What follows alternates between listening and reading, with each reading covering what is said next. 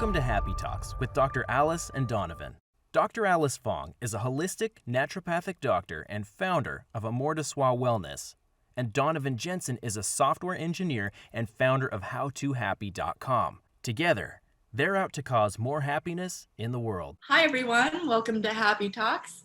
Today we are going to talk about how to deal with anger. And this is a common thing that we're all dealing with at some point or another.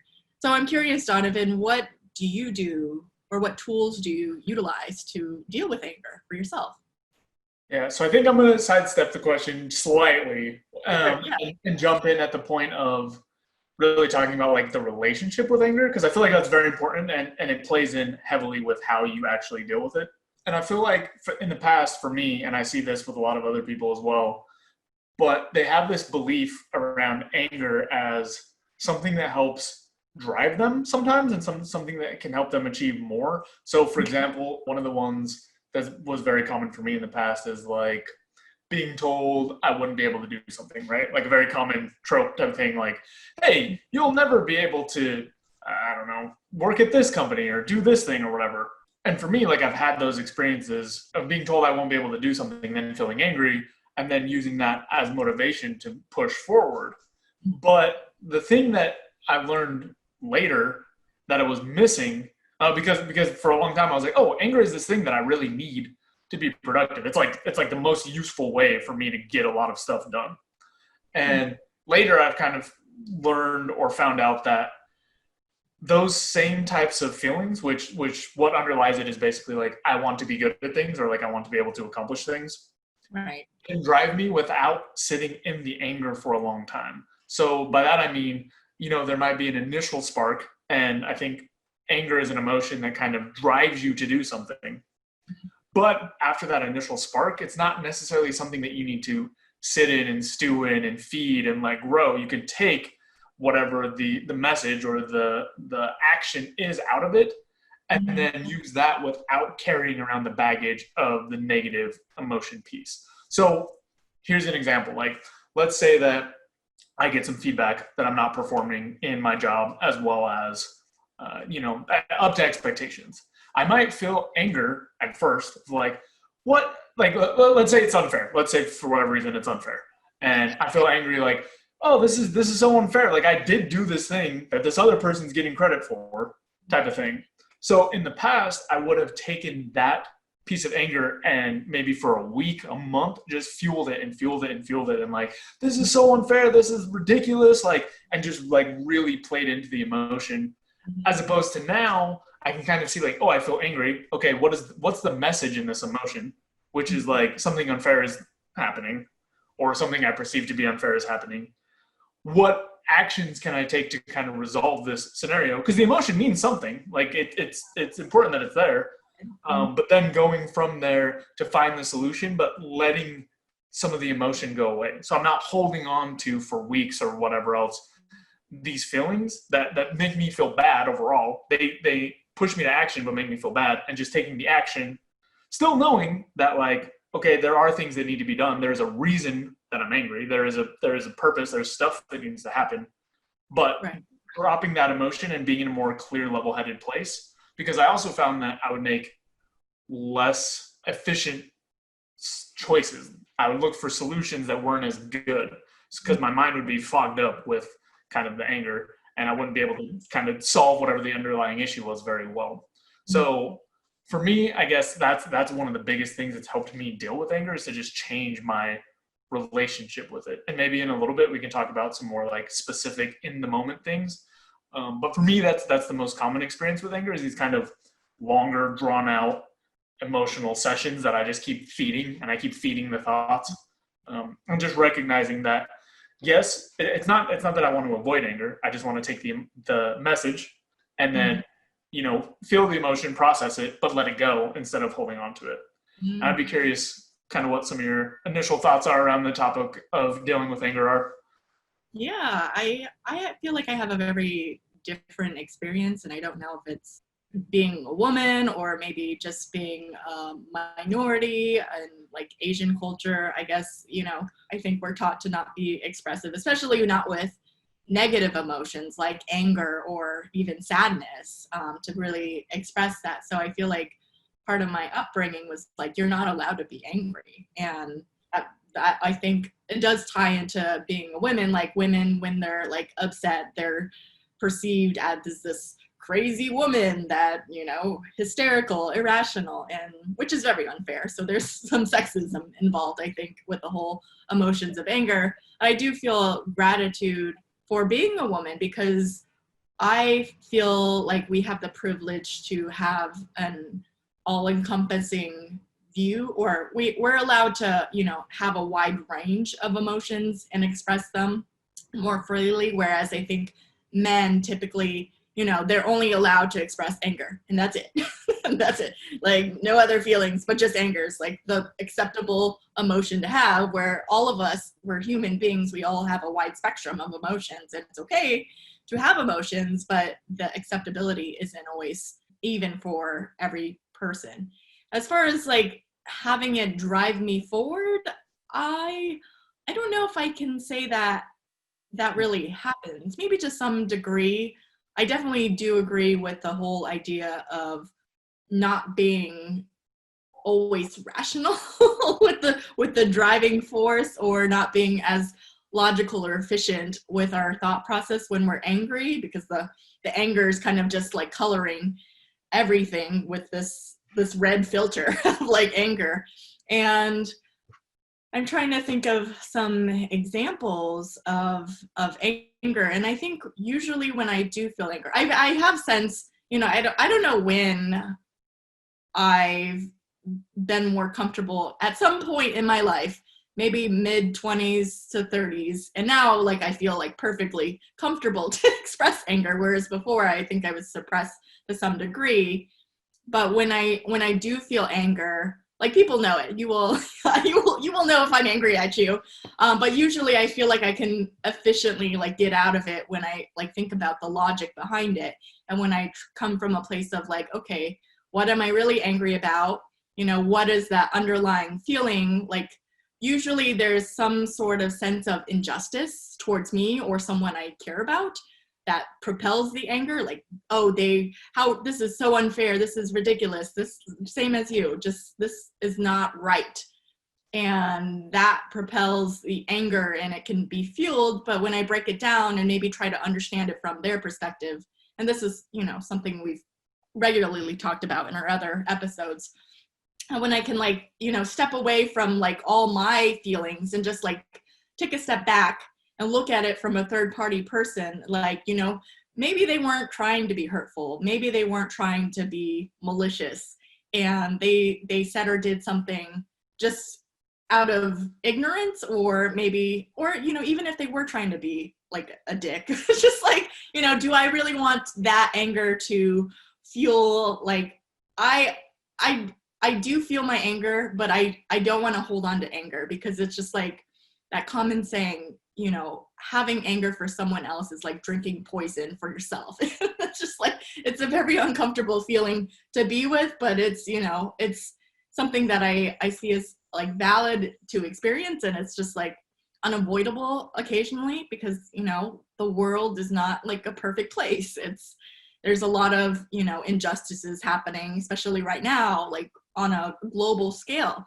And it's okay to be angry. Although, actually, I just thought of this one thing that my 3-year-old nephew, he watches, actually both my nephew and my niece, they watch the Daniel Tiger like cartoon, and my nephew sings the song that Daniel Tiger sings, and I was like, oh, that is exactly what we need right now. The song goes like, stop, it's okay to be angry, but it's not okay to hurt anyone. That's how the song goes. And I was just like, yeah, I think it's a way to validate our anger. It's okay, you know, to be upset about injustices towards ourselves or our community or our people we care about.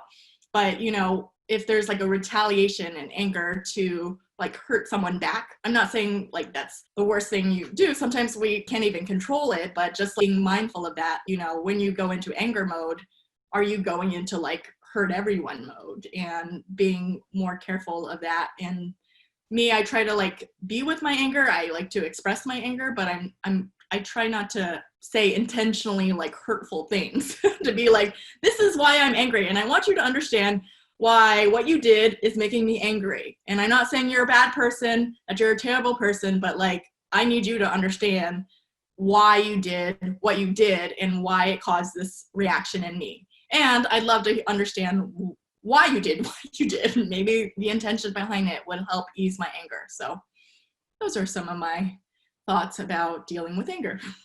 Yeah, I think there's a really important concept that's come up, which is, or at least a distinction, which is the difference between the feelings and the internal experience of anger and the ways that you actually express or deal with it.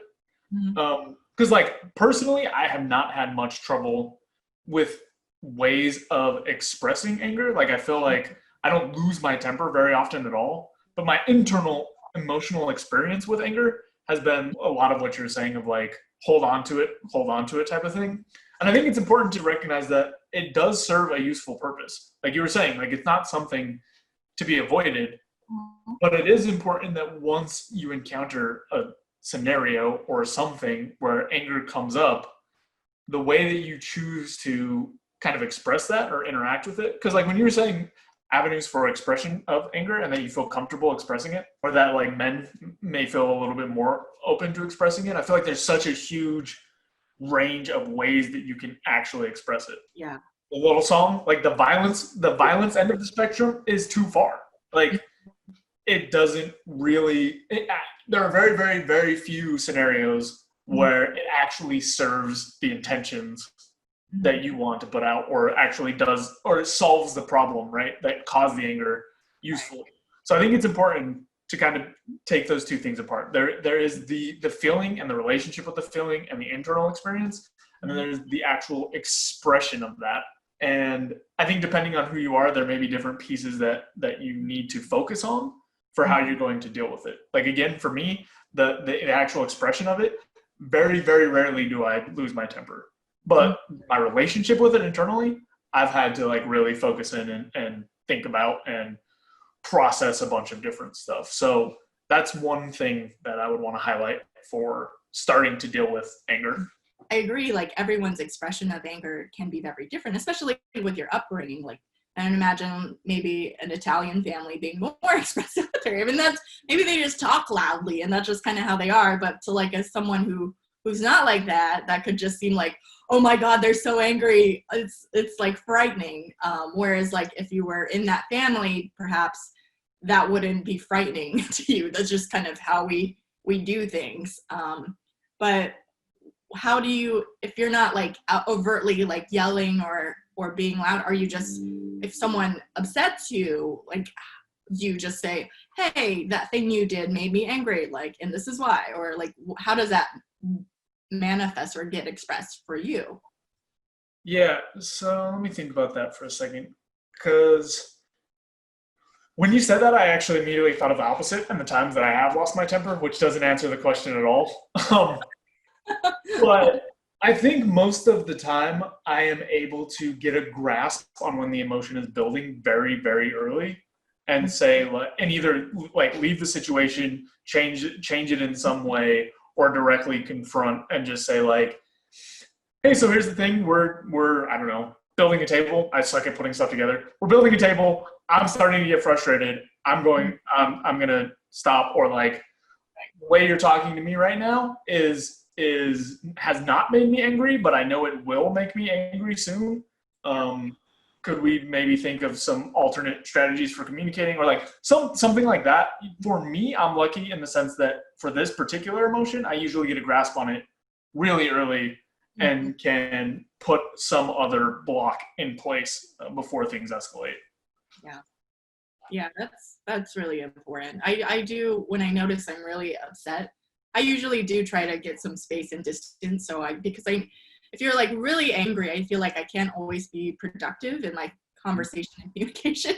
And I might end up saying something like that could be taken the wrong way, especially if I have an angry tone and I'm trying to express something, could definitely get received the not so nice way. So waiting until I can actually be in a space where I can be calm and be more communicative and being more compassionate and understanding in those moments, which is hard when you're angry. That's sometimes more effective for me. Yeah, I think that, I don't know, I'm just going to jump into strategies a little bit, but I think for me, the most useful thing when I actually do feel like anger to the point of being overwhelmed is to just step out of the situation. And that may just be me not preferring to avoid conflict where possible.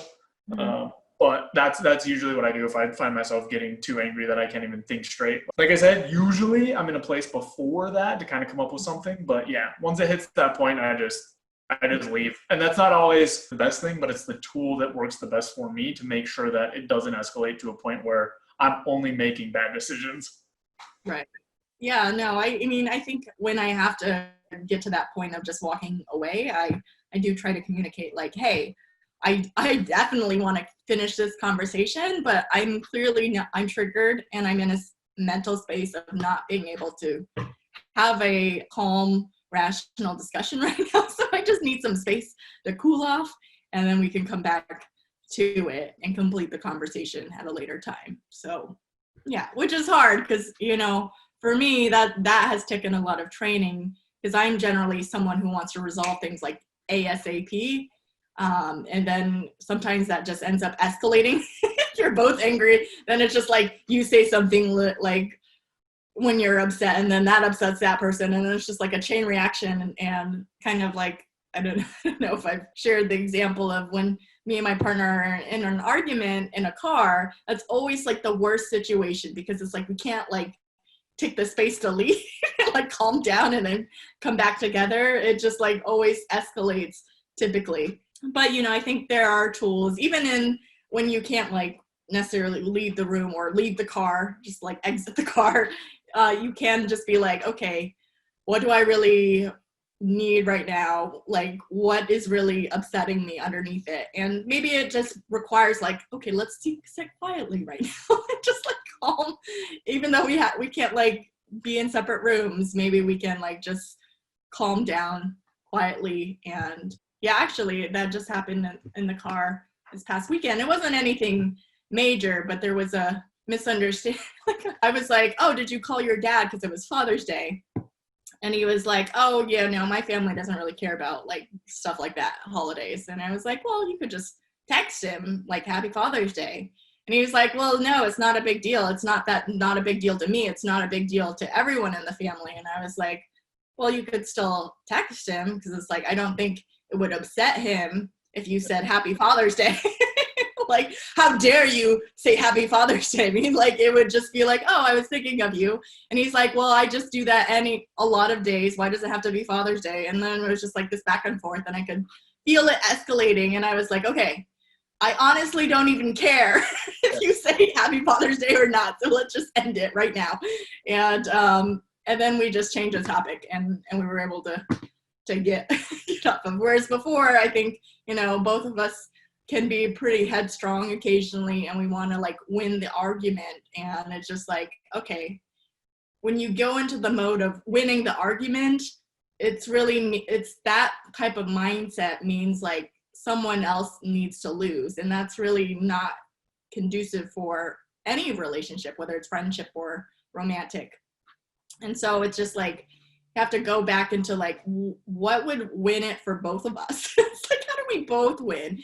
And if we both win, it's just like, okay, I just got to let go that it really is not a big deal if he says it or not. And I don't have to like, if that's how his family operates, then okay. Yeah. Yeah, I think adding in that little piece, you mentioned it a while ago, but it applies to what you just said as well, which is kind of having that extra conversation frame. Like you were using it in the context of when you need to bail out of a conversation, and just kind of saying like, hey, I want to pick this back up. I'm not in the right state of mind, et cetera, et cetera. Like, I think adding those extra frames can make such a huge difference. Like, I know for the types of fights or escalations or disagreements or whatnot that you were just talking about, there are times with certain people, and obviously not with strangers, but like people I actually know, where I say like, okay, honestly, I don't care about this much. I don't want it to get personal, but I do want to just like fight about this concept. Like I just kind of like arguing sometimes. So it's like, I don't want this to turn into like a real actual heated fight.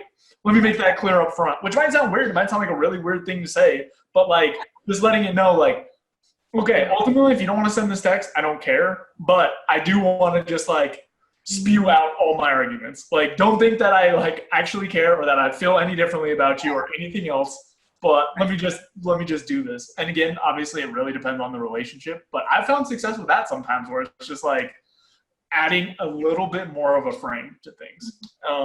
Obviously, if you're way too angry, like you might be in a place where you're not paying close enough attention and you're saying personally hurtful things. Right. But I know that for me, a lot of the time, it's not super hard, especially if I pre-frame it to say like, I'm going to attack this idea. I'm going to rip this idea apart. And it has nothing to do with you. But I really want to like get this stuff across. That's something that has worked for me in certain situations. Yeah, no, I think that's a great way to kind of set the context of the conversation, because it could escalate and be really messy. And yeah, at the end of the day, does it really matter to me whether that text gets sent? His argument is like he does that regularly and consistently throughout the year. So why does it have to be this government or Hallmark holiday? Like, why does that, like, and I get that, but I'm like, is it really going to do that much hard to take like a minute to send a text? Like, I'm like, you don't have, I'm not saying you should buy anything, but I think what's upsetting for him when I try to look from his perspective is like, maybe if I'm being like, if I'm pushing my point of view, that it might seem like I'm saying, even though I'm not saying, like there's the judgment of like, you're being a bad son if you don't wish your father a happy Father's Day or something like that. And that could be like propelling his reason for like, this isn't really that important in our family, so why should I matter, kind of a thing. And really in the grand scheme of things, I'm like, does it really? I don't know. Yeah. So I'd be curious to see what his father thinks. So yeah, but maybe I'll ask him the next time I talk with him. Yeah, That'd be interesting. It was like, I was waiting for that text all day. All day, I know. Well, TJ said you didn't care, so. Yeah. Yeah, I really think that makes a big difference. And I also think that it helps make space, right? Like if there's going to be some anger or frustration or whatever else in the conversation, having that frame allows it to be there without it turning into something other than what it is. Again, super context dependent, really depends on the relationship too. Like certain relationships and situations probably shouldn't have space for anger, or certain conversations, like it doesn't make sense, but there are other ones that it makes plenty of sense. I had one other totally separate thing that came to mind, which was another thing that I found really useful. I know I talked about kind of like walking away from situations and leaving those. Obviously, that's not always a possibility. I found that my meditation practice, or at least the specific part of tuning into breathing and my body, can make a huge difference if I can't leave. So I think we talked about sounds a while ago. There are certain sounds that drive me nuts. If I'm in a situation where that sound is just going to be there, and I feel like anxiety, frustration, anger, whatever those negative emotions are, I've really found that just tuning into my breath, slowing down, nice like deep breaths, and I think we've talked about it before too, just like altering my physiology a little bit by just chilling out. That helps a lot in situations where I may not have the power to actually change the situation. I only have the ability to kind of adjust how I'm dealing with it. Yeah, that's really important, because we can't always change, or oftentimes we can't change the circumstances. People are going to be people. It's like they can drive us crazy and annoy us and frustrate us and whatever. And it's like, instead of trying to change them, it's like what you always have control is yourself. And I agree, mindfulness, breathing exercises, or just having a consistent meditation practice, or just consistent self-reflection practice is really a great way to, be able to manage your anger more frequently. And actually, I think another idea to add to the table is just, having like professional support with a therapist or some sort of professional that can like give you insight on what is really underneath all that anger, because underneath it might not be the action itself, or it's really like this underlying story, like, you know, maybe my partner getting upset over me suggesting the idea of texting Happy Father's Day. Underneath that was like this idea. I'm just pulling at straw. I don't know if this is a reality of situation. I don't know his experience, but just like an idea, like underneath that could be like, I'm not good enough. I'm not a good son. I'm not worthy. Like all of that backstory. When in reality, I'm just like giving an idea, and maybe like there's this underneath, like, I'm not good enough, that's kind of filtering or just kind of like shadowing the outline. And so that causes the trigger response for someone. Yeah, I think that's an important thing to note, that it is not super close to my experience, but I have seen in other people, which is when you get a good grasp on your relationship with anger, if you find that it's outsized, I guess, like showing up in a lot of situations for a lot of things and at an intensity that feels really high, that's probably a good thing to explore further with some outside help. I'm not super familiar with that, but I do know I can think of at least one person who just have the most, it seemed to me, random anger outbursts. Like the most small thing would happen and it would be like a roulette wheel, whether or not like they were just going to blow up for no reason. And after having some conversations with them, I don't know what the specific issue was, but they got some external help and realized that there was something else that would often get funneled into anger at other trivial things. So if that's something that people are dealing with, that's definitely an avenue worth exploring, because I know for some people, anger really reduces the quality of a lot of experiences. Absolutely. Yeah. And it's helpful to know what are the things, what's underneath, what is the real trigger behind these things. Because I will tell you, for most people, if you notice yourself getting angry consistently, there's probably like an underlying theme for a lot of those incidences if you really break it down. And for me, one thing that I've discovered in a lot of like personal development work that I've done was something that triggers me is the story of like, and especially in relationships, romantic relationships with men, is the idea of like, he doesn't care, is like sabotaging a lot of my relationships from my 20s and even in my 30s too, where it was just like anything that he does that feels like he doesn't care, like he doesn't text me back right away, or, you know, he hasn't even like reached out in a few days. How dare he doesn't care? And it's just like I go into that mindset. I have since caught it. Like I'm more mindful in this, and it just like that has manifested from my relationship with my father. Like as a child, it just was like, oh, it feels like my father doesn't care because he never went to my swim meets and all that thing. And that's just like a story I created. In reality, he does care. It's just like his expression of it was maybe I didn't fully get the full extent of his care, or just that he was like dealing with life. And, you know, it's just, yeah. And the one example I had, like actually in the beginning of my relationship, my current relationship, I remember getting in a big fight over him. I don't know if I forget what stories I've told and whatnot. But we got in a big fight about, he was like working 60 hours a week. And I was really upset with him because it just felt like he was constantly prioritizing work over me. Someone he's saying he cares about a lot, and I'm like, well, then why do you keep doing overtime? And someone who doesn't take a stand and set boundaries at work, it's like, why aren't you doing that? It's like, if you really care, then you should be doing like X, Y, and Z and setting the boundaries and all that. And I wasn't being fully understanding of like his situation, his circumstances, and maybe that wouldn't be so easy. And for me to like get upset over feeling like he doesn't care when even though he's honestly saying he does care, but I just like believing that's not true. And that was fueling my anger and getting really upset with him and almost messed up our relationship from the beginning. But I was able to catch that. Actually, what helped me catch that was me noticing that my mother was getting angry at my father for a very similar reason. And she was like, oh, he doesn't care. He's like not doing this. And I was like, do you realize like all these things that dad has going on, that he's just like swamped in, like drowning with all this stuff. So the fact that he doesn't respond right away doesn't mean he doesn't care. It's just like he's dealing with his life and it's a lot. And I was like, oh my God, I'm doing the same thing as my mother. And then I apologized to my boyfriend. I was like, I'm so sorry. I didn't know.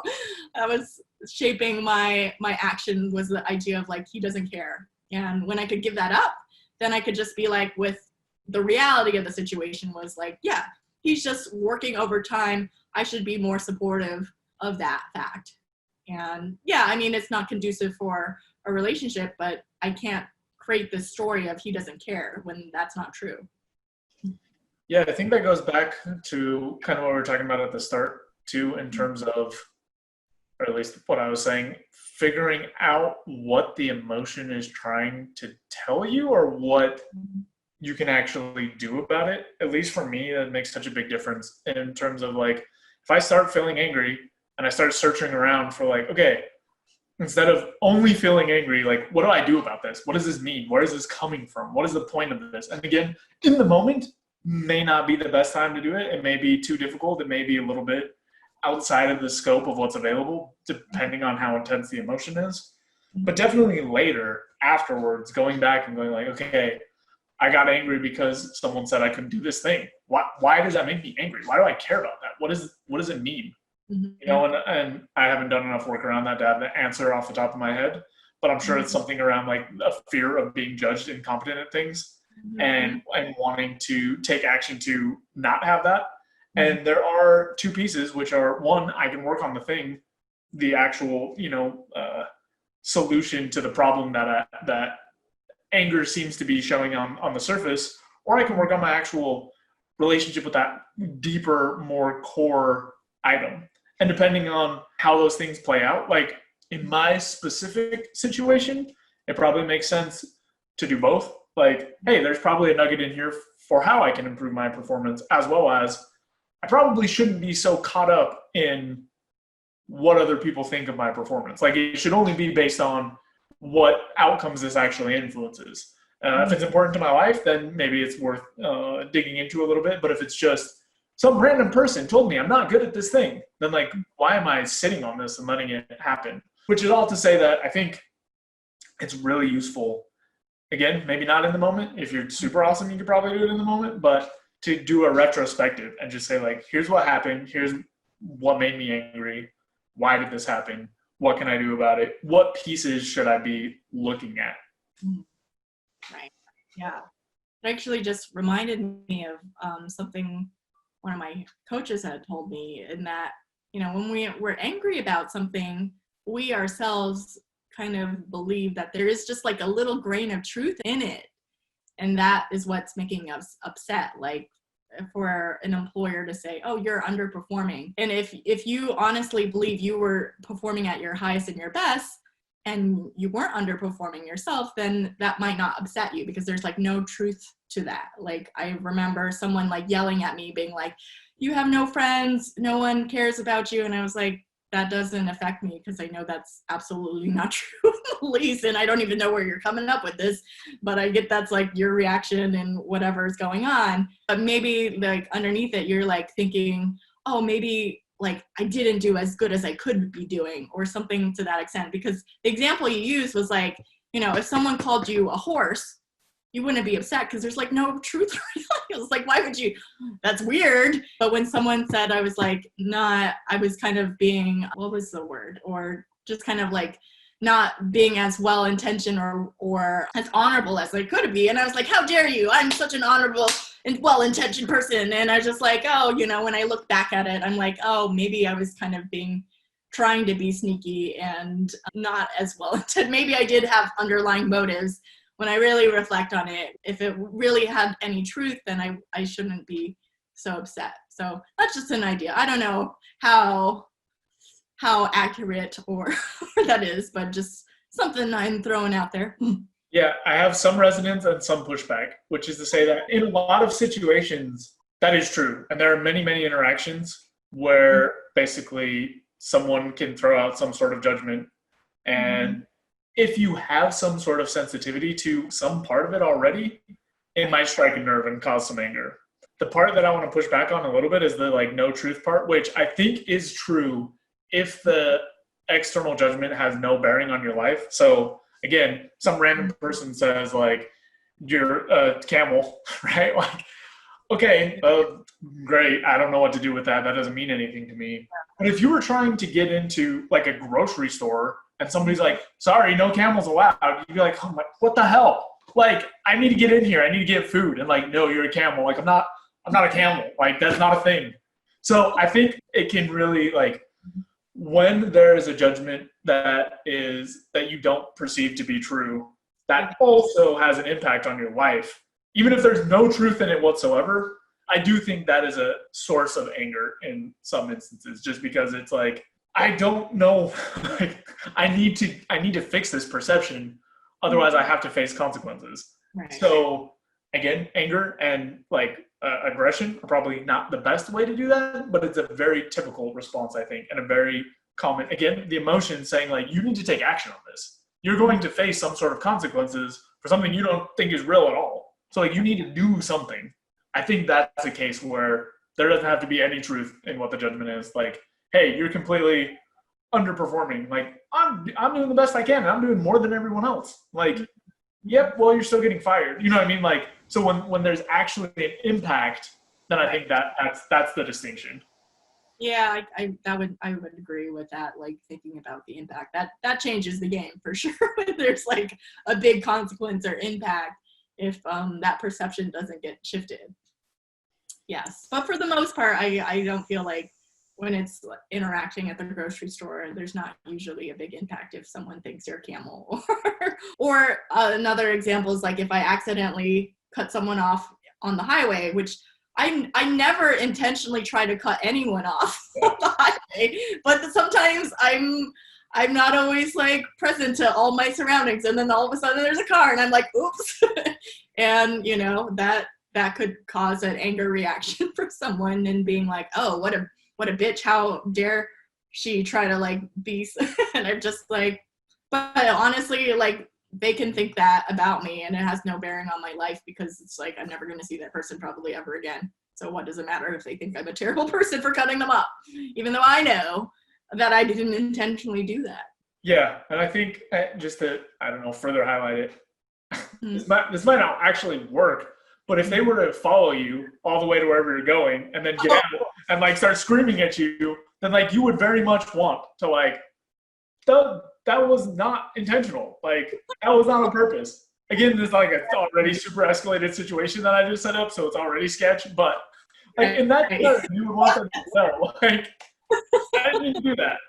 But yeah, for the most part, I agree. I think most interactions do not fall in that bucket, especially ones where perceptions are so far off from each other. Like where you believe there's no truth in what happened. Usually what's probably more accurate is you get some sort of feedback like, hey, you should interact with your teammates more. And you're like, yeah, I probably should. You know, like there's usually at least a little bit of truth in those impactful interactions. And then the non-impactful ones are much more common and much easier to kind of dismiss. Right. Yeah. And going back to your example, if like someone had taken it to the extreme and followed me to just yell at me, I would be like, I would want to explain myself, but I'm like, man, if you're this angry in life, I know it has nothing to do with me. And you getting so triggered by someone cutting you off, it's just like, there's got something in your life is clearly not working for you and you're really upset about that. And I'm sorry, tell me what's going on. Just like, that has happened to me where I'm like, I get yelled at for like something so minor. And I'm like, clearly you've got other issues that in your life that you're dealing with.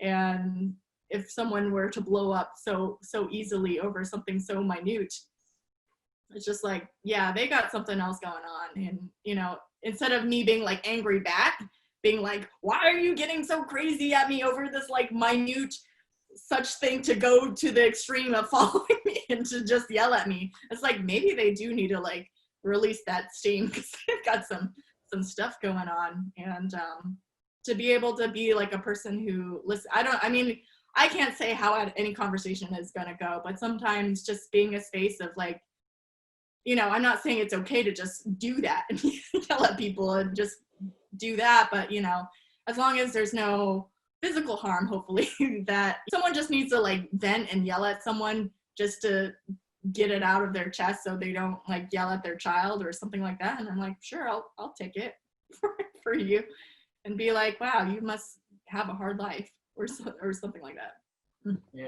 I think that highlights, thinking from the other perspective, another important point, which is like, once you've hit that point, once you're at the point of screaming at someone you don't know on a side street or something, Mm-hmm.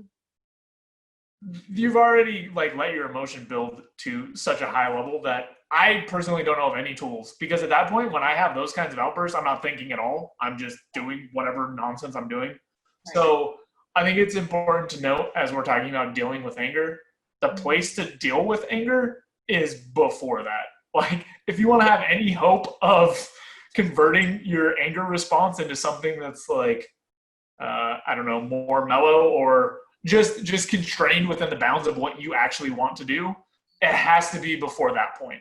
Or at least, I mean, there might be tools for that, but I know personally, when I'm at that level of anger, there's no rational thoughts. There's nothing coming into my head. I'm just acting whatever super anger thing is going on.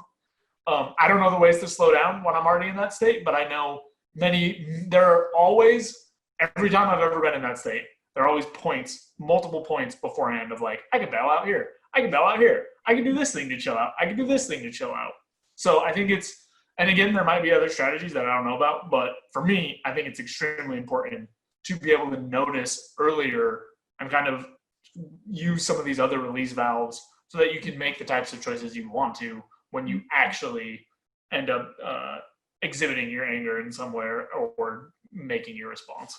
Yeah, it just made me think of like an alternate scenario of it would be kind of an extreme reaction if it was just being upset over someone like cutting you off. But what if it was like someone like crashed into you, like messed up your car, and then you like drove off, and then you're following that person, and I'm just like, I honestly don't even know how I would handle the situation. I'm just thinking that would trigger the injustice. You did something wrong. You did something that you shouldn't do to me, kind of a reaction. So yeah, I should follow you because you can't get away with this kind of a thing.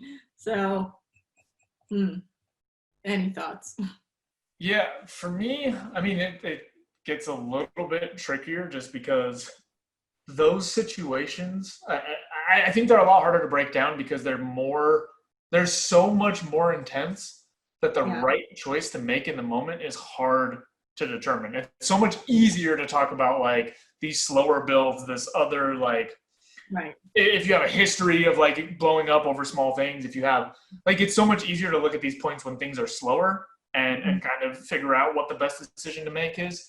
When you're in a situation that's like life or death or very just high intensity, like you were saying, like somebody crashes into your car. I don't know if I have as good or clear of thoughts or guidance around these kinds of things, because a lot of times it's not really like my whole thing, or at least the things that I know best are like slowing down, making rational choices, figuring stuff out. Like that doesn't really apply to these situations a lot of the time because you have to make decisions super fast. And it's just not a realm that I am as equipped or familiar with.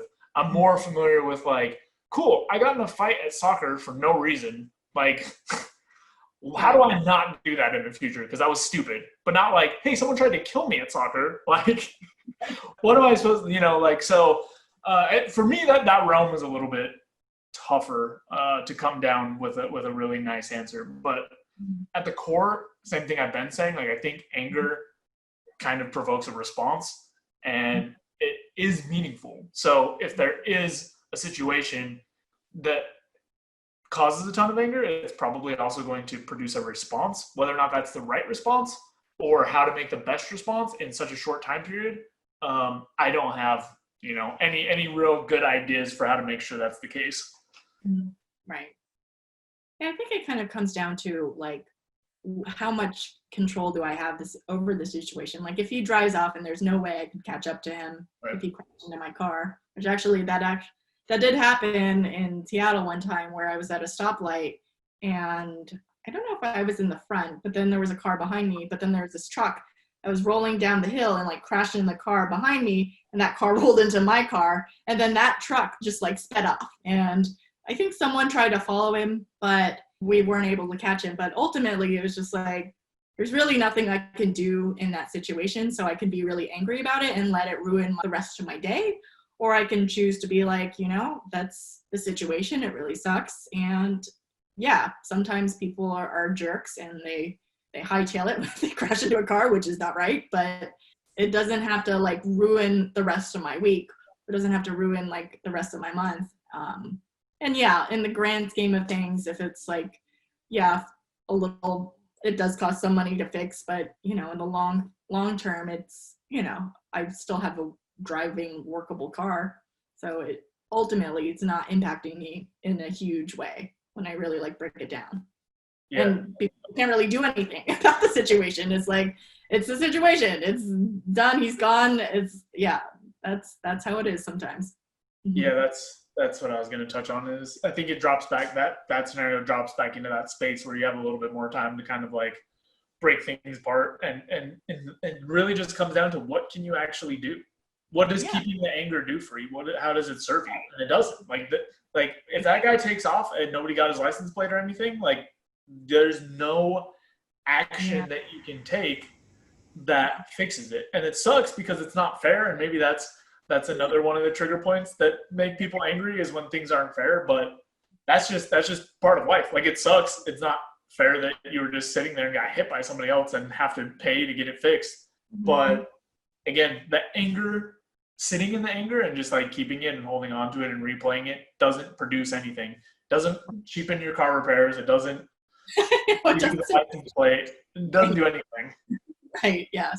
If anything, if I just held on to that anger and I was just angry around everyone I interacted with, even though they didn't do anything, then that's just like, that doesn't really help me either. If I like carry that anger on, and like, let's say I go into a coffee shop and I'm like really angry and I'm just like an asshole about how slow they are at making my coffee or something like that. And it's just really, it's like that's not even deserved. They didn't do anything. I was just dealing with whatever it is, and I don't have to pass that anger along to whoever else I interact with.